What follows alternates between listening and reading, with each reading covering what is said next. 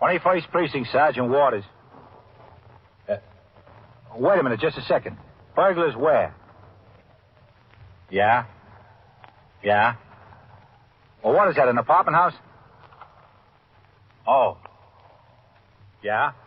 You're in the muster room at the 21st Precinct, the nerve center. A call is coming through. You will follow the action taken pursuant to that call from this minute until the final report is written in the 124 room at the 21st Precinct. No, you stay right there. We'll send the officers over. That's right. They'll be there right away. 21st Precinct. It's just lines on a map of the city of New York. Most of the 173,000 people wedged into the 9/10 of a square mile between Fifth Avenue and the East River wouldn't know if you asked them that they lived or worked in the 21st. Whether they know it or not, the security of their homes, their persons, and their property is the job of the men of the 21st Precinct. The 21st, 160 patrolmen, 11 sergeants, and 4 lieutenants, of whom I'm the boss. My name is Kennelly, Frank Kennelly. I'm captain in command of the 21st. I was working my night tour, 6 p.m. to 8 a.m. At 10:20 p.m., I was out on patrol of the precinct in sector car number 3. I had given instructions to the operator, Patrolman Coley, to return to the station house, and we were driving south on Lexington Avenue in that direction.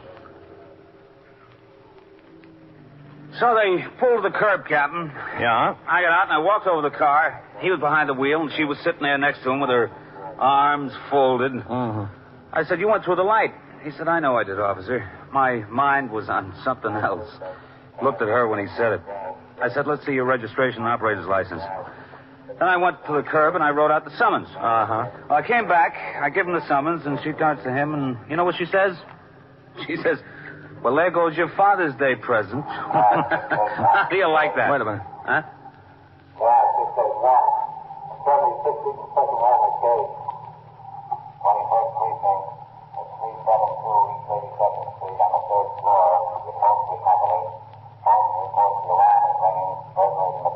Let's go, Coley. Yes, sir. We're liable to be the first ones on the scene. Hold the siren. Maybe they're still in there. Yes, sir.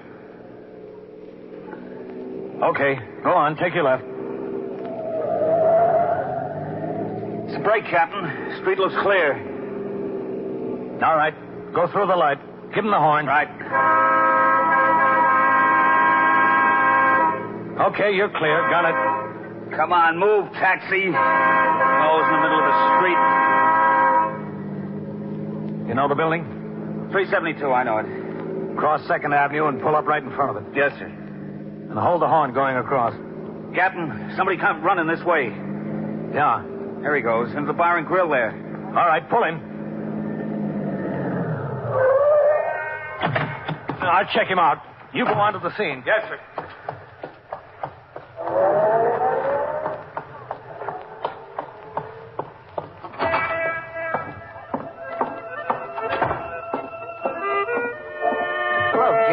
Nice to have you in here. Where'll it be? Where's the fellow that just walked in? What's the matter? Where is he? I think he went in the booth back there. Yeah, that's him. Is he the one that just came in the door? Yeah. What's the trouble, Captain? Look, I don't want any trouble in here. You won't have any trouble. I'd like to know what the trouble is.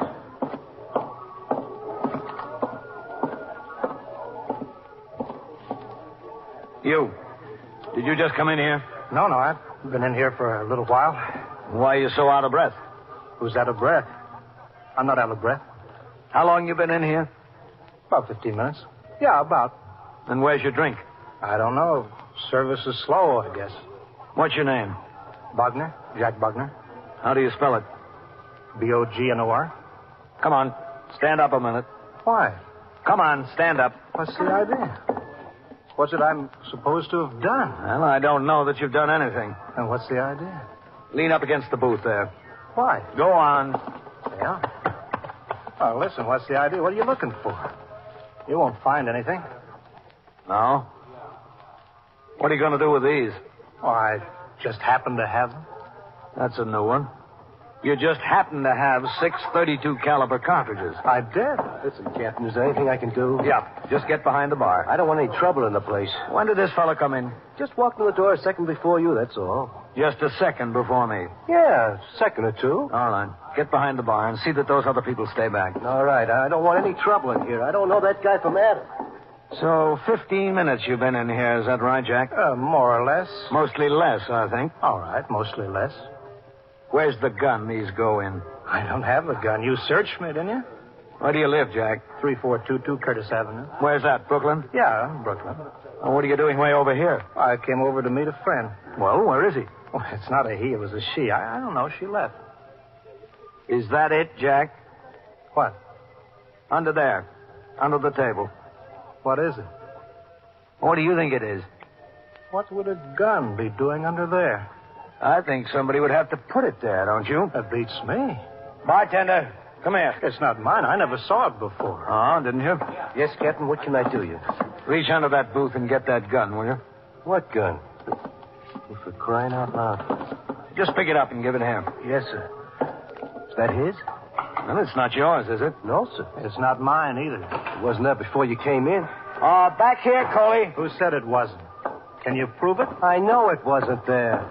They were in there working on the safe, all right, Captain. That's what set off the alarm. Oh, The lady was sitting on the stoop across the street. She saw three of them come out the front door. They split up when they hit the sidewalk. Two of them ran toward First Avenue and one this way. This one, I guess. Not me. I didn't run any place. Lieutenant King was on patrol. He responded to the call. I told him you came into the bar after a man. He's outside talking to a detective about tracing out the other two. Said he'd be right in. Okay, good. Listen, Captain, you're not going to make a whole big thing out of this, are you? It's a place of business. You better get behind the bar. I just don't want to get a bad name in the neighborhood. Like I said, I don't know this guy from Adam. I never saw him before. Who'd patronize a joint like this? Listen, you. All right. Get behind the bar. Bring the cops down on you and then get tough if you resent me. Who were the two that were with you, Jack? With me? Where? Breaking into the safe there. I didn't break into any safe. Well, and what were you doing in the building? I wasn't in any building. The lady saw you come out, you and two other guys. I wasn't in any building. Hello, Captain. Oh, Matt. Hello, Lieutenant King. Coley. Well, I think this is one of them, Matt.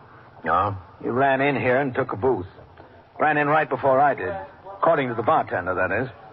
Said he's been here 15 minutes. I have been, more or less. A revolver was under the seat there, and these in his pocket.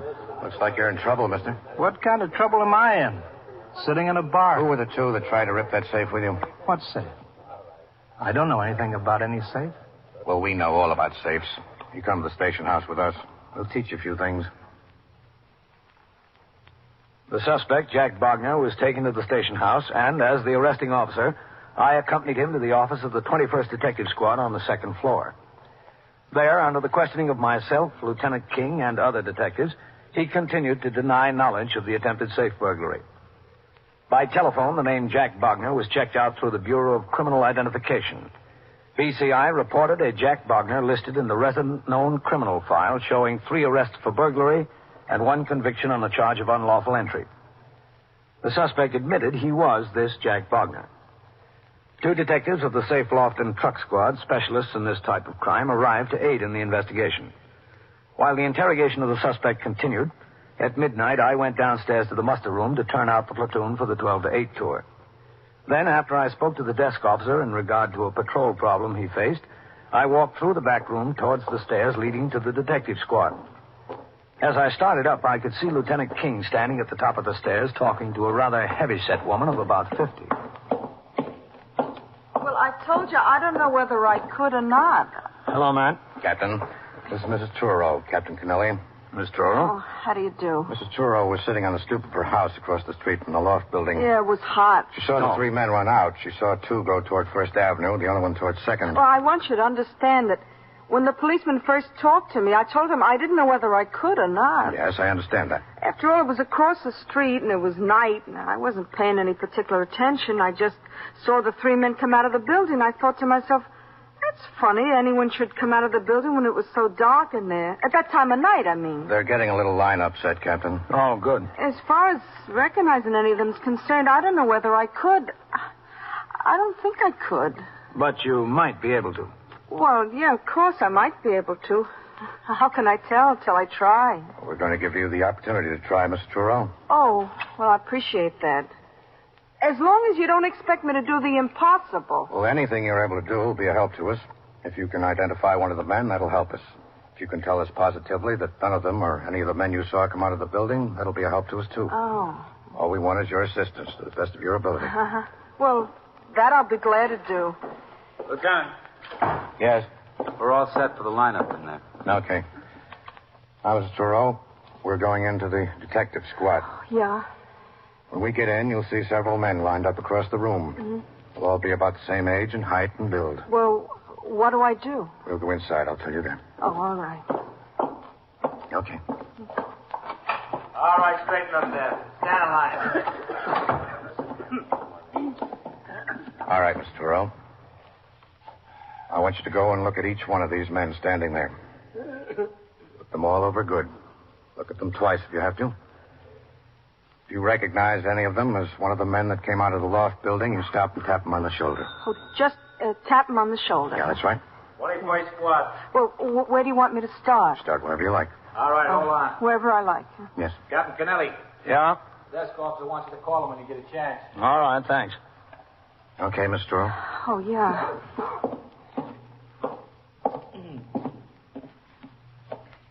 Just walk down the line, huh? Yes, that's right. Just walk down the line and look at each one. All right.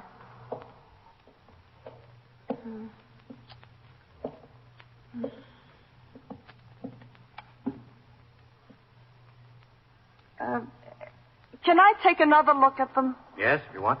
All right.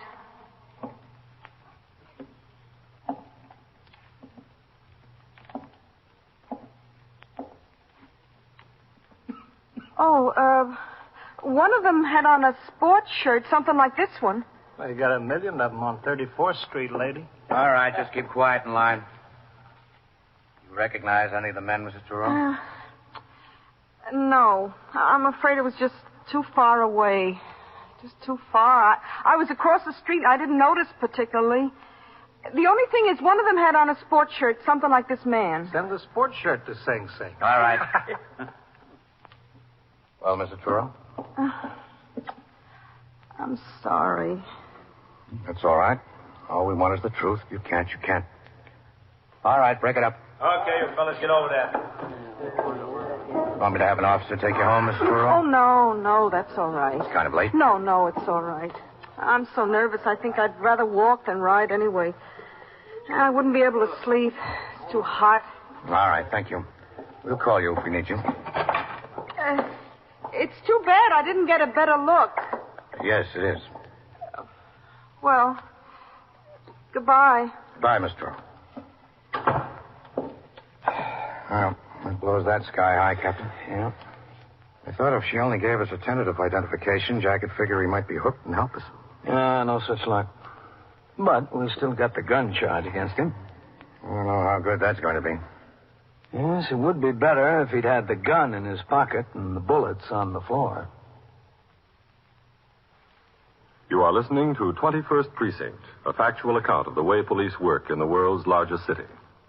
The men who stamp into your house just laugh when you ask for their warrant. As they go about their dirty job, pulling out your desk drawers, looking through your private papers, shoving your family into another room for interrogation, you plead with them to tell you what it's all about. But it's no use. Even when they don't find whatever it is they're looking for, they drag you down to headquarters for more questioning. There's nothing you can do about it. The law is on their side. Well, in some countries, that could actually happen today, but not in ours. There's a very old and a very good law against it. The law is on the side of the people. It's in our Constitution, in Article 4 of our Bill of Rights. Listen to the words. They're 165 years old, but they're mighty important to us today. They say, the right of the people to be secure in their persons, houses, papers, and effects against unreasonable searches and seizures shall not be violated, and no warrant shall be issued but upon probable cause, supported by oath or affirmation, and particularly describing the place to be searched and the persons or things to be seized. As long as those words stand, You and your family are protected against black-booted feet tramping through your house in the dark of night without a warrant. It is part of our Bill of Rights. It is one of our freedoms. Now, back to 21st Precinct and Captain Kennelly. As the arresting officer of the burglary suspect and the best witness against him, I followed the prescribed routine. After the detectives had finished their interrogation and he was fingerprinted, at 3:20 a.m., I took Jack Bogner downstairs to the muster room where he was booked by the desk officer on charges of third-degree burglary and Section 1897 penal law. The station house attendant, Patrolman Bailey, then lodged him in a cell for the balance of the night. I completed some paperwork that remained to be done, and then lay down on the couch in my office until 7:30. I had some coffee and shaved, then at 8 turned out the platoon for the day tour. Shortly thereafter, with the assistance of Detective Dan Goldman, assigned by Lieutenant King, the suspect was put in a patrol wagon and we drove to police headquarters, 240 Center Street, where he was photographed and appeared in the citywide lineup with other felony suspects arrested during the night. Following the lineup, Detective Goldman and I went with the prisoner further downtown to 100 Center Street, New York County Criminal Courts Building. There, in felony court, one of the magistrates' courts of the city of New York, all adult persons arrested for major crimes in the borough of Manhattan are given their first hearing. Jack Bogner to the bar. Complainant Captain Frank Kennelly. Present.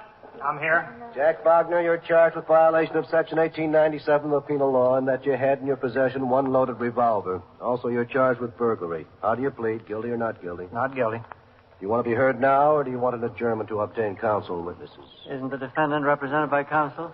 They tried to get my lawyer, Your Honor. They couldn't reach him. They tried twice. He's in Atlantic City. Does the district attorney have any suggestions? I think we ought to have an adjournment until Monday, Your Honor.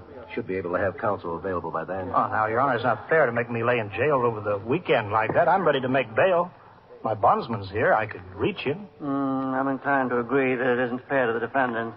The district attorney's office isn't willing to proceed until the defendant is apprised by counsel of his rights, Your Honor. I know my rights. The court will take responsibility for the rights of the defendant. Go ahead, Mr. District Attorney, on the application for bail. Yes, Your Honor.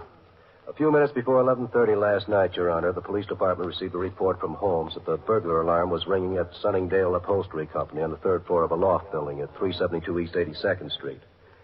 In response to the call, as Captain Kennelly will testify if you wish, officers found the shipping platform door had been jimmied and an entrance made. Burglars started to work on the safe. That tripped the burglar alarm. The burglars abandoned their tools and left in a hurry. A witness across the street saw 3 men run out of the building and separate. In the meantime, Captain Kennelly was proceeding to the scene in response to the call. He saw this man, Jack Bogner, running in a direction away from the building and into a bar and grill on 2nd Avenue. Captain Kennelly alighted from his car, went into the bar and grill, and questioned this defendant. This was on the floor under his seat, Your Honor. A .32 caliber Smith & Wesson, fully loaded. It wasn't mine, Your Honor. I don't know anything about the gun. A half dozen more cartridges, .32 caliber, were found in his pocket. That's substantial proof, Your Honor. Bail of $10,000 on each charge is requested. Did the defendant admit to the burglary? He denies it, Your Honor. Has he been identified, or do you have any other proof? Not at this time, Your Honor. Bail is set at $2,500 on each charge. Returnable for hearing when? Wednesday at 10 a.m., Your Honor. Hearing next Wednesday at 10 a.m. Can you arrange to be represented by counsel then? Yes, sir. I'll have him here. Thank you, Your Honor. Thanks a lot. All right, Bogner, let's go. Yeah. Wincanton. Oliver Wincanton to the bar. See you Wednesday, Captain. Oh, just a second, officer. Listen, I want to make bond and get out of here. How long do you think you're going to stay out? What do you mean? Jack, you know it and I know it. You were ripping that safe last night when the bug hit. Well, you prove it. Hello, Captain. Oh, what are you doing here, man? I was over at the lineup. I came down to see how things went. I can tell you, Lieutenant. Not so good for your side. We still got that gun charge against you, Jack. Well, maybe you have, maybe you haven't. We'll make it stick. We make it stick hard. We'll see. Gun was on the floor. Conviction will put you away for a good long time. Who were the other 2 guys, Jack? Look, what do you want from me? Come on, let's go make my bond. Let me get out of here. My bondsman is waiting. You ought to make it easy on yourself, Jack. Why take it all alone? I'm not taking anything. You get tapped for the gun law with a previous conviction, that's plenty. Well, we can talk about it some other time. You better talk about it now. Listen, give me a break, will you? Don't bother me. If you nailed me inside the place, nailed me clean, then I'd say, okay, you got me. I'd take what you're dishing out. But you missed. That's what you think. We didn't miss. Fair is fair. Lay off, will you? You deserved a break, Jack. Maybe you'd get it. Why don't you tell me about the safe job and who was with you? Look, you ought to play it smart. That gun deal could go either way. Oh, what do you think I am? If I made a statement, that'd put me into the burglary. That's another felony. I'm looking one in the face already, so what difference does it make? We can work it out. Maybe we can reduce it to unlawful entry for you. That's no felony. Who were the other two guys, Jack? And the gun beef goes out the window? I said we'd work it out. Maybe you got an idea. I know I have. Let's get you signed out of here and take a ride uptown. In the police business, like any other business, it's both permissible and customary to give a little in order to get a lot. And the lot Lieutenant King wanted was the rest of the safecracker gang. Lieutenant King waited in the clerk's office while Jack Bogner completed arrangements to be released on bail. I reported to the police lieutenant, who maintains a desk at felony court, to record in a special blotter the arrival and departure of all police officers. Then I went downstairs and got the subway to go home. I was not due back on the job until 8 o'clock the following morning. I arrived at the station house at approximately 7:30, signed the blotter, and went directly to my office to change into uniform. Come in. Can I see you a minute, Captain? Yeah, sure. Come in, man. Well, how are you doing with the safe burglars? That's what I want to see about, Captain. Yeah? Not doing much good at all. Well, I thought you had Jack convinced. So did I. Oh, excuse me a minute. Yes. 21st Precinct, Captain Kennelly. Who? Oh, well... Yeah. Yes, all right, Sergeant. I'll talk to him. Yes, Mrs. Hedgerly. No, there's no way we can keep the trucks from going through that street. Well, I'm sorry, Miss Hedgerly, but it's a public street and they're entitled to use it. They what? Yeah, well, I can't make any promises, but I'll look into the matter. Oh, yes, I will. I'll look into it. Yes, sir. Thank you for calling it to our attention, Miss Hedgerly. Yes, that's all right. Goodbye. Her husband gave $1,000 to the Police Athletic League last year, and now she wants us to keep the trucks off her street. I thought that Jack was ready to open up, man. Well, he didn't. He got released on bail, and we drove back up here. He'd started to change his mind before we even got down to the car. By the time I got him to the station house, he said he'd take his chances with the gun deal. Why? I think he's afraid of those two guys he was with. It's a pretty thin case against him. The gun was on the floor. Only the cartridges were in his pocket. Either he knows that or he's really afraid. Where is he now, do you know? I don't know, but I'm sure the safe and loft squad does. While he was up here talking to me, they sent 2 men to put him under surveillance when he left. Imagine they're keeping their eye on him. Mm-hmm. I spoke to Captain Larkin down there about Jack and the others. He said that job they tried at the upholstery company gives them an idea that these are the boys who've been causing a lot of trouble lately. Thinks they're right for about 5 or 6 safe jobs in the last month or 6 weeks. Oh, well, they could be. Well, what do you want me to do about it, man? Well, I don't know exactly, Captain. It's your case. Gun charge, anyway. Just wanted to get you up to date on what's happened. Well, thanks. Don't know what there is to thank me about, sir. You're welcome, anyway. I worked the rest of the tour without hearing any more from Lieutenant King regarding the safe burglars. At 6 p.m., I signed the blotter and went off duty until the following afternoon when I reported for my night tour. Lieutenant King told me that the surveillance of Jack Bogner had borne fruit. Detectives who had been following him for 3 days finally observed him make contact with 2 other known safe burglars, apparently his companions in the previous crime. The detectives were watching when the 3 of them looked over a plumbing supply house on East 76th Street, also in the 21st Precinct. The place was to be planted that night by detectives of both Safe and Loft Squad and the 21st Squad. At 10:30 p.m., Lieutenant King came to my office and told me that the burglars had been observed breaking into the building. They were now at work on the safe. He drove to the scene while I made arrangements to get the required uniformed officers there. Then a sector car came by the house to drive me there.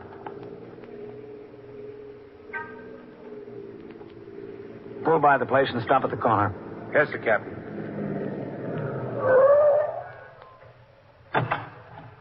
All right, let's go. Yes, sir.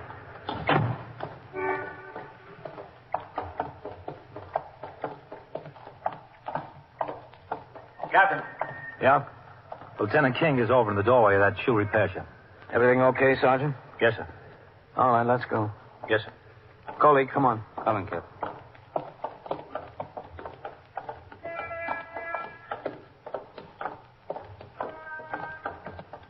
They got in through the freight dock. I think the detectives want to go in the same way. All right. Hello, man. Captain, Well, how's it look? they're in there. We're working on the safe. Are you set? Yes, sir. Got the block covered in the building. How about our men, Sergeant? They've all got their instructions, sir. Good. All right, let's go.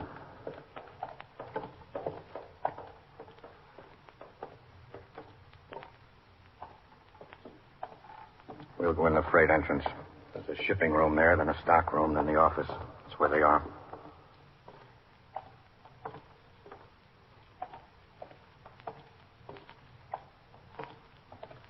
Watch it going up the freight dock, no talking. Okay. Go on. Come on, come on. Okay, let's go.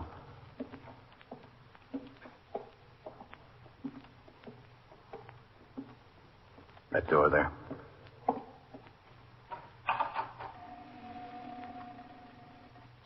Rather quiet. All right, it's set.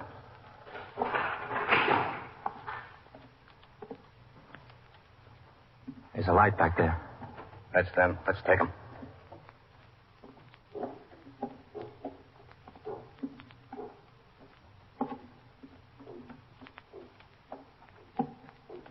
Okay.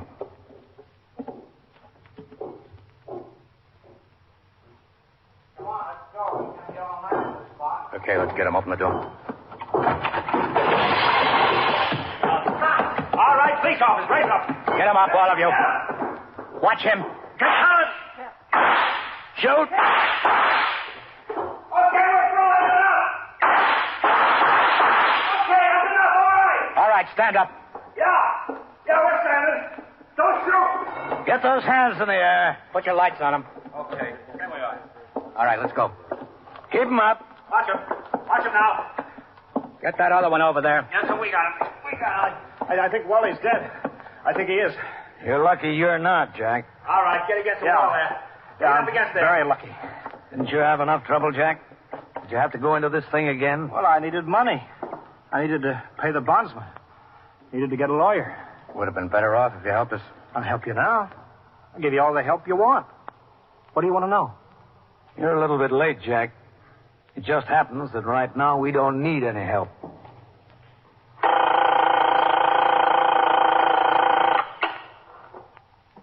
'21st Precinct, Sergeant Waters. Yeah. Well, how long has it been since you've seen him? Yeah.